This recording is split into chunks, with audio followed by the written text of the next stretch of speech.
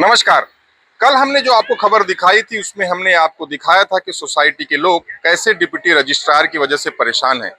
लेकिन आज जो हम आपको खबर दिखा रहे हैं उसमें दीपक अपार्टमेंट के लोग जो रीडेवलपमेंट में गई हुई बिल्डिंग है उसके पुराने रहिवासी बिल्डर की मनमानी से कैसे परेशान है। यह किसी भी बिल्डर की मनमानी का जीता जागता उदाहरण है कि यदि कोई बिल्डर मनमानी पे आ जाए तो क्या हो सकता है।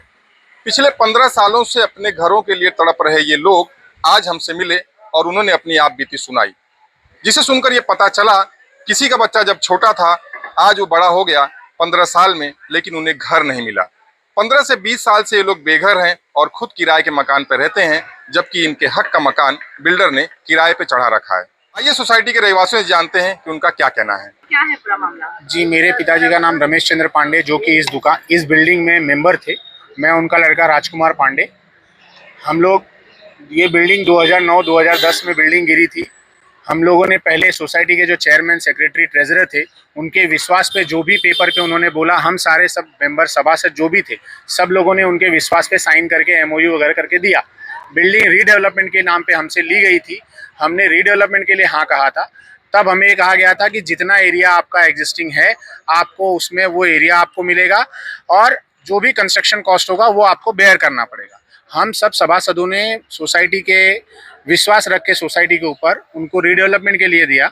लेकिन 2012 के बाद से 2013 में जब बिल्डर ने डिमांड लेटर भेजना शुरू किया, तब उस टाइम हमसे सुपर बिल्टअप की बातें करके हमसे पैसा, जहां हमें 3 लाख देना था वहां हमसे 25 लाख, 30 लाख, 40 लाख ऐसे डिमांड किया जा रहा है।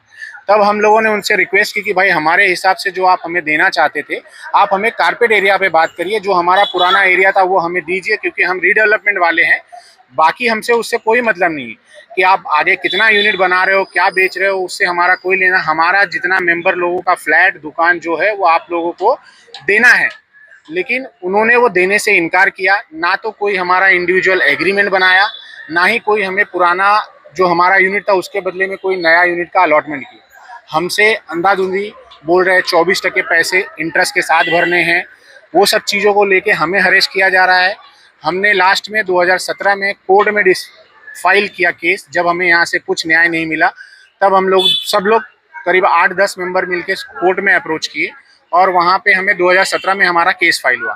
केस आज धीरे धीरे 9 साल हो गया केस लड़ते लड़ते। हमें यहाँ वहाँ खाली दौड़ाया जा रहा है। केस से भी कोई न्याय हमें नहीं मिला है, जिसके वजह से आज हम सारे मेंबर यहाँ पे जमा हुए हैं। आप अगर देखना चाहें तो आप देख लीजिए कि यहाँ पे लोग 15-15, 20-20 साल से बेघर बैठे हैं, जिनकी उम्र 60-70 हो चुकी है। अब हमें ये हमारी उनकी उम्मीद छूटती जा रही है कि हमें हमारा घर मिलेगा या नहीं मिलेगा। हमें बस आप लोगों से यही दरख्वास्त है, यहाँ के माननीय आमदार जी से यही दरख्वास्त है हमारी कि आप कृपया इसमें इंटरवीन करें और हमें हमारा घर दिलवाएं, हमें हमारी दुकान दिलवाएं, जिसके लिए हम बेघर आज रोड पे खड़े हैं। हमारे साथ जो हमारे सीनियर सिटीजन्स हैं सब आपके साथ खड़े हैं, आप यहाँ पे देख लीजिए। अभी बिल्डर क्या कहता है? अभी जब आप बिल्डर ये कह रहा है कि आप हमें 24% से पैसे, जो आप हमें बताइए कि रीडेवलपमेंट में तो पहले बात हमें एक भी पैसा देना नहीं होता है। बिल्डिंग रीडेवलप होती है उसमें हमें हमारा फ्लैट मिलना चाहिए। फिर भी हमने कंस्ट्रक्शन कॉस्ट देने के लिए एग्री किया। वो कंस्ट्रक्शन कॉस्ट लेकर देने के बजाय हमसे सुपर बिल्टअप कर। अगर हमारी दुकान, फॉर एग्जाम्पल मैं आपको एक चीज़ उदाहरण देना चाहूँगा, 140 स्क्वायर फीट की दुकान थी, 140 के बजाय अभी हमें 90 फुट कारपेट दे रहा है और हमसे 25 लाख रुपया मांग रहा है। बोल रहा है कि विद इंटरेस्ट आपको इतना पैसा भरोगे तो मैं आपको अलॉटमेंट दूंगा, नहीं दूंगा। बिल्डर का पूरा नाम क्या है? बिल्डर का पूरा नाम शिव कुमार शर्मा है। उनकी कंपनी का नाम सिल्वर राशि एंड कंस्ट्रक्शन कंपनी है। अभी आप प्रशासन से क्या मांग रहे हैं? प्रशासन से हमारी यही गुहार है कि हमें हमारा हक दिया जाए। रीडेवलपमेंट की बिल्डिंग में हमें हमारा घर दिया जाए। हम आज 20 साल से बेघर हैं। माझे मिस्टर बेड रिटर्न आहेत आणि आमचं आता वय झालेलं आहे, रिटायर्ड आहेत, पण आम्हाला भाडं नाही, काही नाही. आणि आम्हाला आमचा एरिया, कारपेट एरिया आमचा 317 होता. आम्ही त्याला 2दा बोलवलं हे करायला, चेकिंग करायला, मेजरमेंट घ्यायला. तो 2दा पण आला नाही, स्वतःही आला नाही आणि आर्किटेक्टही आला नाही. आणि आता बघितले आम्ही रूम, ते आमचा होता तो 317 कारपेट होता, आता तो 150 पण नाही आहे. तर आम्ही तो रूम घेणार नाही. आणि आम्ही आता ना त्याने आम्हाला भाडं दिलं ना काही दिलं. तर माझा तर प्रशासनाला तर एकच विनंती आहे आणि मंत्र्यांना पण, आम्हाला जे रूम मिळतील तर आम्ही एकही पैसा त्याला देणार नाही. आम्हाला फुकट मिळाले पाहिजेत पैसे, कारण त्याने सगळे रूम भाड्याने दिलेले आहेत आणि ते आम्हाला न विचारता दिलेले आहेत. कोणत्या बेसवर त्याने दिले ते भाड्याने आम्हाला विचारलं.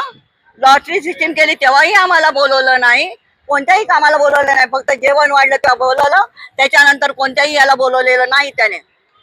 त्यामुळे मंत्र्यांपर्यंत आमची विनंती न्यावी, आम्हाला आमचे रूम ज्या रिडेव्हलपमेंटला कोणतंही भाडं नसतं, त्याला FSI मिळतो. त्यामुळे त्यांनी आमच्याकडनं एकही पैसा न घेता आम्हाला जे रूम द्यावेत. ज्यांचे कोणी घेतले त्यांचं आम्हाला माहिती नाही, पण आम्ही कोर्टात गेलोय, त्यांचा एकही पैसा आम्ही बिल्डरला देणार नाही, काही नहीं. आणि आम्हाला ऐसा नहीं लगता ये बिल्डर की दादागिरी है? बहुत दादागिरी है, बहुत दादागिरी है, इसलिए हम लोग अभी दादागिरी करेंगे ना. यहाँ पे 2 विधायक गए थे बहुत सारे. मेहता के पास गए, मेहता हम लोग बोलेंगे ना, चलो उत्तन आ जाएंगे. मैंने उत्तन में क्या मालूम नहीं. उत्तन की धमकी कौन देता आपको? वो भी शिव कुमार शर्मा.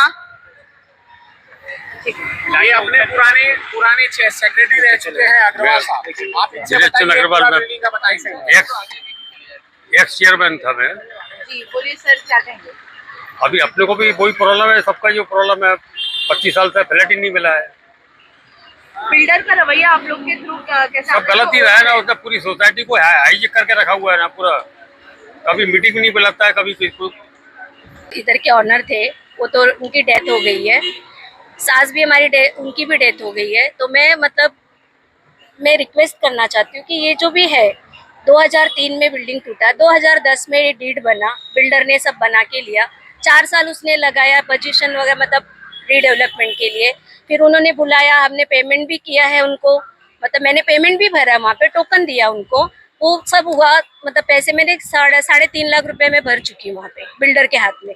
जब हम बिल्डिंग बन गई तो हमने उनसे बात किया कि हमारा पोजीशन दोगे, आप पैसे भरो. हर स्लैब पे वो बोलता था कि पेमेंट करना, नहीं भरोगे तो 25% आपको इंटरेस्ट लगेगा.